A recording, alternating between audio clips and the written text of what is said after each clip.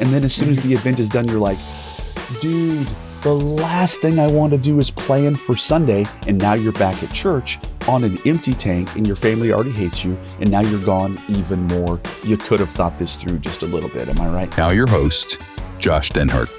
Hey, everybody. Welcome back to another episode of the Lead Ministry Podcast. Grateful that you're here. We are just finishing up an entire month about events, about how you can survive and not only survive, but thrive when you pull off an event at your church. My name is Josh Denhart. I'm grateful that you're here.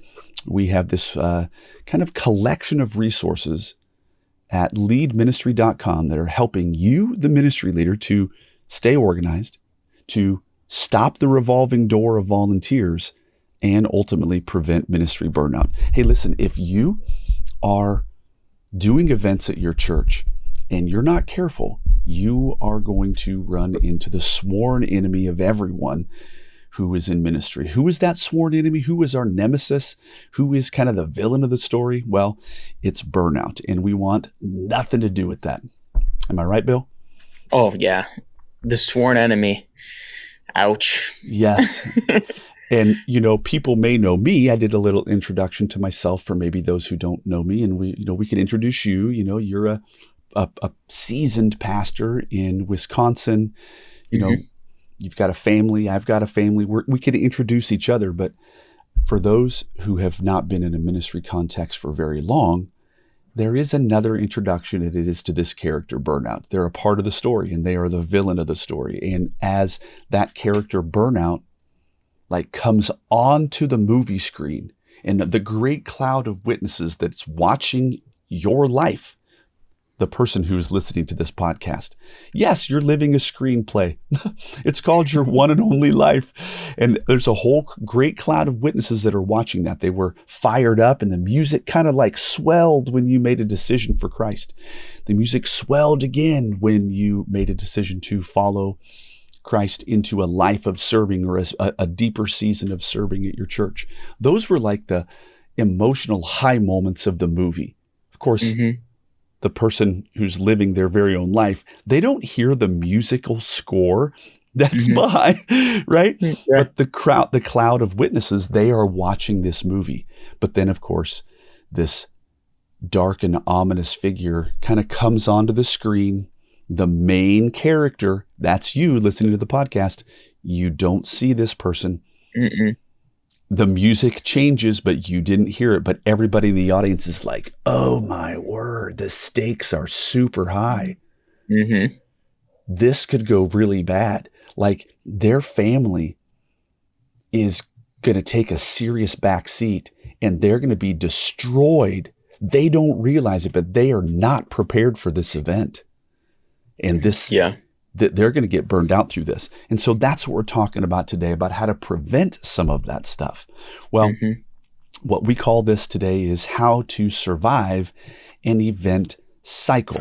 There is a beginning, there is a middle, there is an end to an event, and there are things that you can do to be successful in all of those.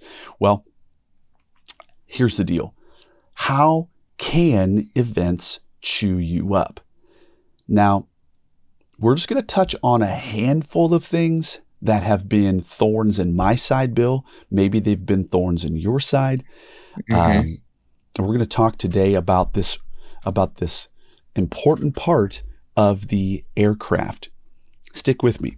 In this month, we've been talking a lot about events. Well, the Lead Events course has been set up around the concept of the 6 major parts of a commercial aircraft. Do you think of a commercial airline? You've got the cockpit, you've got the wings, you've got some engines, you've even got landing gear. But a lot of people don't realize that there are fuel tanks. Yes, you got to have fuel tanks for this aircraft to take off, to stay in flight, and to land and not kill people. Yeah, absolutely. And so today we're talking about the reserves, the boundaries, and the recovery that you need to think about, this gas tank thing. Now, we're going to talk about an action plan for recovery. First, we're going to talk about that you need reserves. Now, Bill, Um, has of course you have, but have you ever driven down the road and your car just goes ding, ding, ding, ding, ding? You've got Yes. 30 miles of gasoline left. Yes, absolutely. Yeah, and depending on where you're at, that could be very concerning. Yeah, I'm sorry. Can I tell you a quick story? It goes like this. My wife and I were driving back from California to a national conference that was out there. And we were driving along in my blue Mazda 5 filled to the brim with conference stuff. I mean, we even had like pipe and drape poles between us. I had to kind of go like this. Hey, honey, you know what I mean? Yes. That's how packed we were. And we were driving along through the Mojave Desert. And my wife, no, not a bad thing, but she took a short nap as I was driving. And she woke up and she looked down and she goes, like, you realize that we need gas. And I was like this. I was like, I've realized that we need gas for the last 20 miles. There's nothing. Like, there's nothing. She goes, right before I took a nap, there was a gas station. And I said, I know. And I've already contemplated whether I should just cut my losses and turn around to go to that one. Yeah. So, you know, I end up seeing a police officer parked on the side of the road. I pull over, he gets out, and I say, hey, dude, I'm sure this is not an uncommon thing, but what do I do if I run out of gas? Because it's likely going to happen. And he said, you see all those little mile markers? Yeah. He goes, every fifth one, there's a old school telephone that if you pick it up, it's the emergency thing because this happens all the time. Wow. And he goes, so just make sure that you're indicating what mile marker you're at and then see if you can get to a phone. And he goes, and then I'll come along and save you. That's what he said. And so then we just drove along and we're really careful. And then, Bill, it was like a mirage. It was this humongous sign. The biggest, it said GAS. And it was huge. And so all of a sudden I was like, there it is. And I'm like, but that's still really far away, you know, because it was so huge. Yeah. But we ended up pulling up to that. And I think it was like $8 a gallon, you know, something absurd. Where it's like, if you're getting gas here, you're stupid. You're going to pay this stupid tax. So Wow. I've almost run out. Well, guess what? We don't want to run out in a ministry context. We have to have a healthy bank of reserves. I mean, in that Mojave Desert scenario, wouldn't it have been great if I just did this, bink, and I flipped a switch and it went to gas tank B, which was full. Yes, that'd be awesome. Okay, so we have to build in some reserves for ourselves. We're going to talk about that. Another thing, boundaries. Oh, mercy. If leading up to the event, some super strong voice has some harebrained idea that they think that you should insert in, you need to make sure that you have a petting zoo and it's 2 weeks out. If you're not careful, that is not just you're running low on gas. That is somebody poking a hole in your gas tank and now it's leaking. Right. And so you got to have some boundaries. We'll talk about that. And then, of course, great. You did this great event. Events don't happen in a vacuum, Bill. Like, just because you have an event doesn't mean that Sunday isn't somehow still coming. Every 7 days, the last I looked, Sunday is still upon us. Right.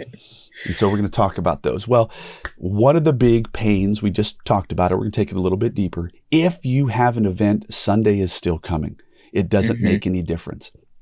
And if you're smart, you're going to go 2.5, 3 weeks back in time, and you're going to, on top of your event planning, you're going to be crushing Sunday morning details in things that normally you would just take care of the week of.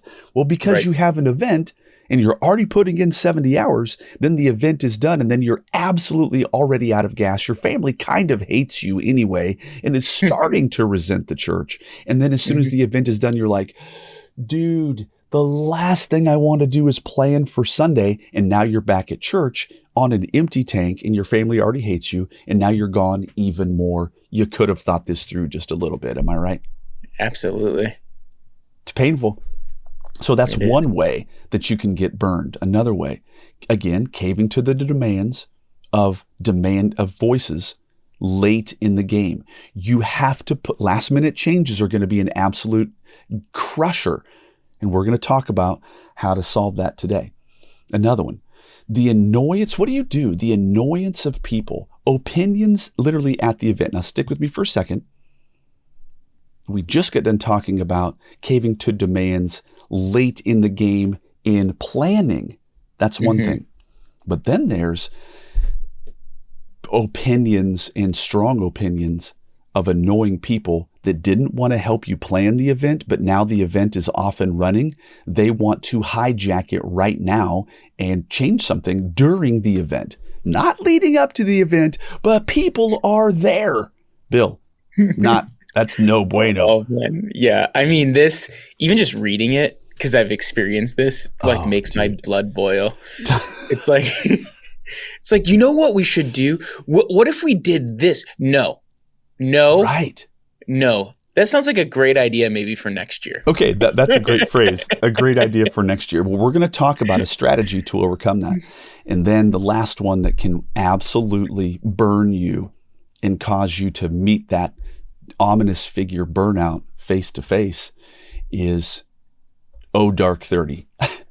Events can keep us at church super, super, super late. And now it is 12:47 p.m. and every tail is dragging.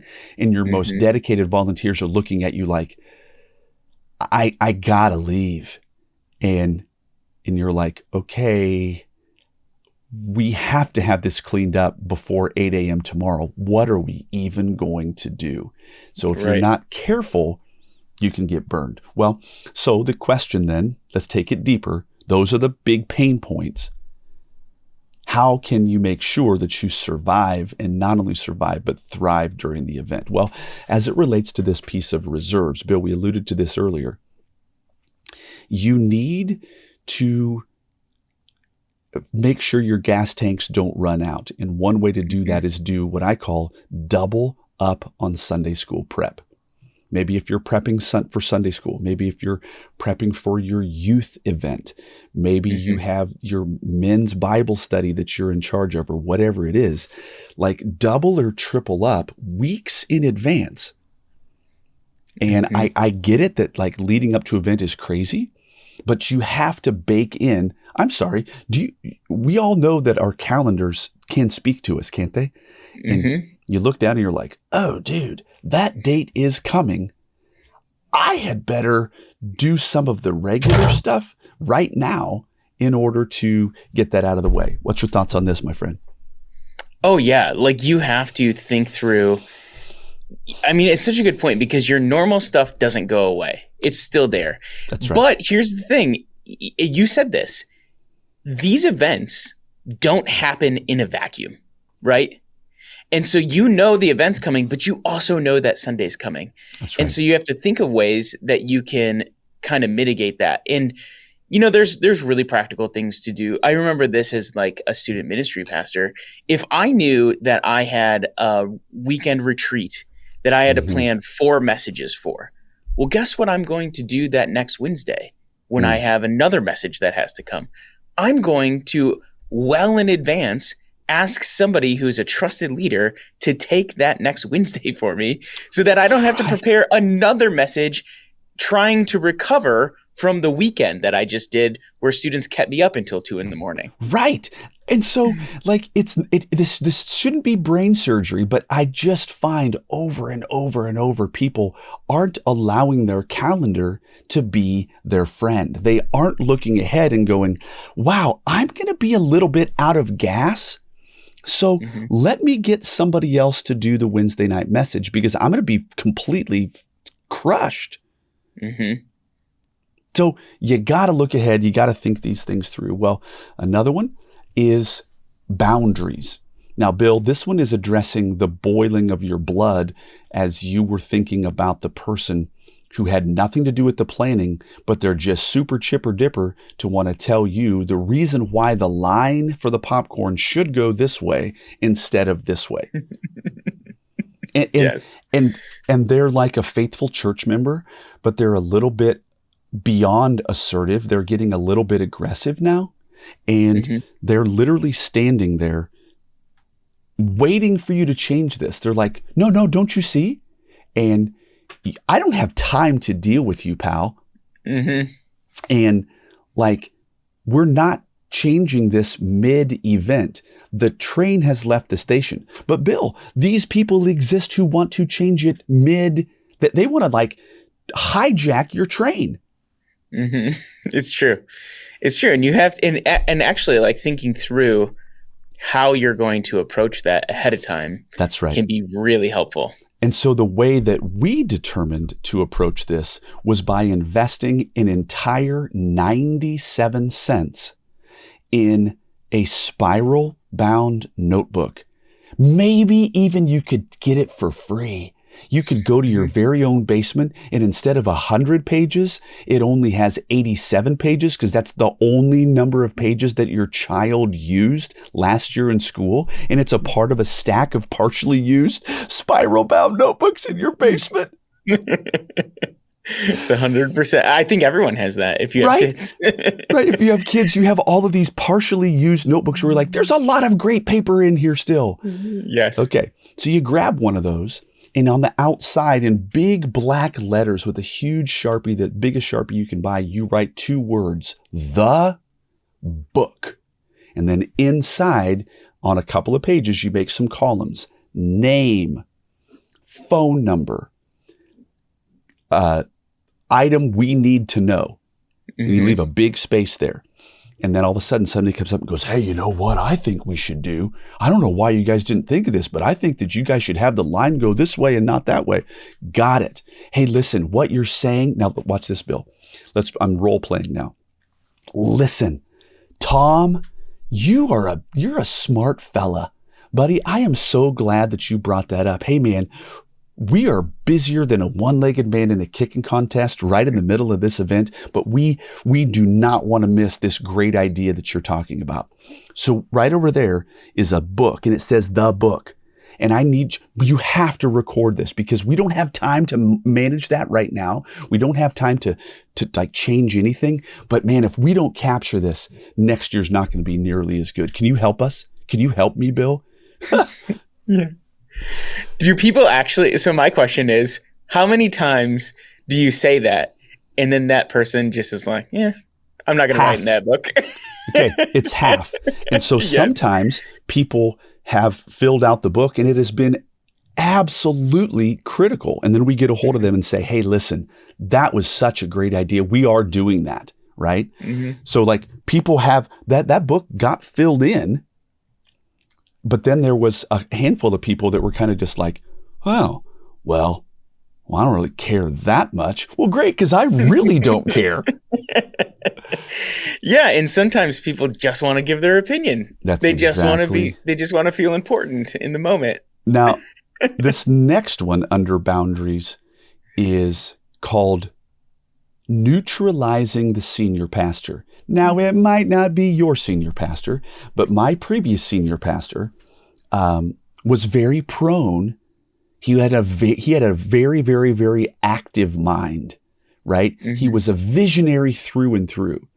And so there were 2 pieces of neutralizing our senior pastor. And I'm not seeking to make this a negative. He knew this about himself, but he just needed some boundaries. And so one of the boundaries was the book. Now you have to understand, 2 weeks, 4 weeks before the event, I would approach him and I would say, hey, I just want to let you know, man, thank you so much for entrusting this humongous 6,000 person event to us. I want to let you know and remind you, you already know this, but we've been working on this for about 11 months. And we have all kinds of things in play. And, I just really appreciate how much trust you've placed in us to pull off something this large. We've sought to think of everything, but I want to let you know that it's now the decision making has now officially come to a close. We have, like, there is a cessation. We have ceased now on any new ideas. And so we're done. And anything that we come up with in the next 4 weeks, that's for next year. Oh, okay. Well, of course. Well, of course. I wouldn't. Well, you would, and you've done this like a dozen times. So that's why I'm standing in your office. And so, there's a way to grease this, but I would just remind him in a very, very diplomatic way, we're not doing anything that you say in the next 2.5, 3 weeks. Now, push pause. I'm going to put a little asterisk on that because we were so detailed and had everything geared up in such a system. 3 days before the event, he comes to me with wide eyes and a little bit of white spittle in the sides of his mouth, and he was freaking out. And he said, "Have you seen the weather?" And I said, "Yes." And he goes, "You understand that the forecast is going to be absurdly cold, uncharacteristically cold in the month of October?" And I said, "Yes." And he said, "You need to go buy those little propane little dome things." And I said, "You're right. I am going to go do that." So we bought like 8 of them, and we had a couple of volunteers put them together. This was 3 days before the event. Now, this neutralization of the senior pastor, that's not a hard, stiff arm anytime. Dude, are you kidding me? Like, you have to make adjustments. Right. So we did that, but by and large, we said no to him. Okay, that's the 4-week out neutralization of the senior pastor. And then I would come to him the day before the event, maybe even the week before. We had a staff meeting. I'll never forget. I told the staff, I held up the book and I said, "Hey, I want to let you know 2 very important things. If somebody," now, Bill, I'm holding up a cup of water for everybody to see if you're watching this on YouTube. "If in fact somebody is in danger of possibly losing about a Coca-Cola sized can of blood, or they're in danger of losing their life, and you see that, I want you to absolutely interrupt whatever I'm doing, and I want you to tell me that. But if it's not going to result in a Coke can size loss of blood or death, then I do not want to have you approach me and talk to me about anything. You have to make the assumption, the very gracious assumption, that we've actually thought through this because we've been working on this for the last 11 months. So lovingly, don't come with all of your extra little pixely details. We have a book for you to write your stuff down. We'll look at it at the end of the night and we can make an adjustment for night 2, maybe night 3, but don't come and try to hijack us during the event. Thank you." And I remember one staff person looked at me like, "Dude, like, you have guts being that bold." Well, guess what? I'm not here to have my event go cattywampus because of some ding-dong brain who thinks that the line should go left or right. Am I right? Right. Yeah, it's so true. Yeah. And it's good boundaries in it. It's hard to have those good boundaries. That's right. But you need to, and you need to for yourself, because remember, bad boundaries are going to lead to burnout, right? That's right. But you need them to have them for yourself, but you also need them for your team. That's right. Your team that puts so much heart and focus and detail into it. If you're jumping at every single little whim of somebody who wants to mess it up, they're looking at that and going, "Isn't what we did valuable? Didn't we already think of that?" Right. Now, I'm going to come back to this boundaries with the senior pastor. Even though I had the conversation with him 4 weeks out, nothing new is going to change. We're not adding anything. The add line has now been crossed. We're not adding anything. And then I had the all staff meeting where I got 15 minutes to talk to everybody about what's coming up in this big event in the life of our church. Here's the book. Don't try to hijack us. Write it down. And then the day of the event, now you have to understand, at this huge event, Josh, though I was in charge of this thing, I was going to be on stage doing the Amazing Chemistry show 12 times. Wow. Okay. I was the gospel piece to this entire operation for that event. And so my number 1, her name was Amy, was going to be the point person. And so I would pull my senior pastor. I remember one time it was in like the stairwell of our church. And I said, "Hey man, I just want to let you know that don't forget, I'm going to be on stage. That means Amy is charged. And what I can't have you do is somehow get excited about some idea and try to call an audible because Amy is going to cave. If it was me, I'd tell you, we're not doing that and you can go away. You know what I mean? But Yeah. Amy she doesn't have she's going to get overwhelmed by you being the senior pastor because I would remind him. I said, senior pastor, you taught me something. When the senior pastor speaks, it's through a megaphone. She is not going to be able to understand that you making a suggestion. She's going to interpret that as it has to be done. Mm-hmm. So what I'm telling you is do not approach her and do not talk to her and do not call any audibles. I'd never do. Oh, I really appreciate you saying it. Well, the reason that I'm here is because you're notorious for doing this. Yeah. And so I've had people go, man, you're bold to be able to say that to your boss. Well, I'm not stupid. And ultimately, he needs me to say that to him because he's a weak link in the chain of events. Okay. Mm-hmm. Another one. We went a little bit long on that one, but it's still pretty important to put up some boundaries, brother. It is. But this last one is recovery. The event cycle ends not when the event is done and everybody is left. The event doesn't end when everything is cleaned up. The event officially ends, Bill, when I have taken my vacation. Yes. It's critical. It is. And so for me, as soon as we were in the quote cockpit and the leadership team, as I said, 11 months out, we were planning this event. One of the first things we would do is look at the calendar to see what was before this, what's coming up and what's going to be after. And our event is probably going to logically fit here because this school has homecoming here. This school has homecoming there. There's this little pocket right here. Those are all the things that you're talking about in the cockpit. Am I right? Mm-hmm. So you've officially chosen it's going to be the 13th, 14th, and 15th. Great. As soon as we make that decision, everybody on the team fills out their request for time off. If we did the 14th, 15th, 16th, it's going to be the 18, 19, 20, 21. We're all taking vacation. Mm-hmm. And we submit that 11 months in advance because we know when the event is going to be. And therefore, we know that a healthy event cycle, the event doesn't actually end until I've taken my vacation. I plan my vacation 11 months in advance. I love that. I love that because I like the idea of preempting it. Mm-hmm. I know this event is coming. And I know I'm going to need recovery. I think people overlook this the most. I can't tell you the number of times in ministry where I've had a major event and our church is really, really kind to us in that if we have something that's extra, like we can kind of flex time. Okay, we'll talk about that. And so that's really nice.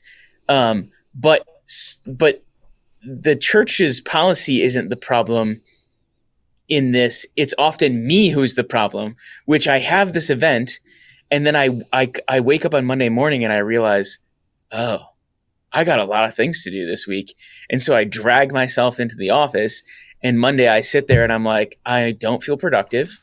I feel tired. The little enemy burnout is tapping on my shoulder. That's right. And so what you're saying, and I think it's brilliant, is it was bad planning. What you could have done is when you set the event, you set the recovery. Absolutely. And I remember, so with the Amazing Chemistry Show, I do 65 events all across the country, and they're pretty big events for some church that I'm coming into. These are usually very big things that people are pulling off. And the first email that I send out as soon as somebody has booked an event is plan your vacation time right now. And there was a lady who I'm friends with, and after the event, she said, I sat there and I looked at that email and I thought, not necessary. And she goes, but I just thought I'll just lob it forward. I'll go ahead and put in my vacation. She goes, you have no idea how thankful I am that you sent that email and that I did it because a lot of me got used to pull this off and I needed some recovery. And you knew that this event was going to be hard, and you told me to do this long in advance, because you can't predict how tired you're actually going to be. So trust me, you're going to be tired. Take vacation. Well, so good. So here we're going to go on speed mode now. What to do different next time. That's how we're going to close this out.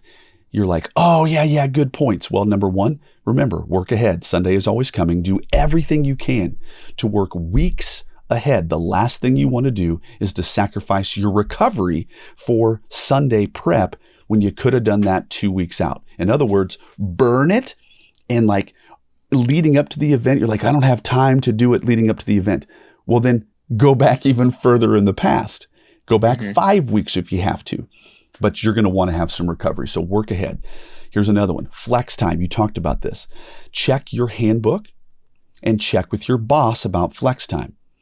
If you're an exempt employee, look at your state laws. I know the ins and outs of the labor laws in Iowa. Why? Because I wasn't going to get played by anybody, Bill. I sought to know my rights as a laborer. So, if you did 65 hours last week, you could do just 25 hours next week. Now, you have to make sure that your duties get done, but you can flex some time. So think about that. Another one, stand your ground. You got to be as bold as you can as a leader. If you're not careful, strong personalities will run you over. They will ruin your event, and they will ruin your experience. And so you got to learn to stand your ground with some of these things. Well, Bill, this has been fun. A lot of fun laughter on this one. But at the end of the day, we want people to be successful as it relates to events. Well, gang, this is kind of wrapping up our entire month that we've had on events. We're grateful for you guys, and we'll catch you on the next one. And that's a wrap for today's episode of Lead Ministry Podcast. Don't forget to subscribe and leave us a review. Make sure to follow us on Facebook and Instagram, and visit leadministry.com for more episodes and resources. Thanks for listening.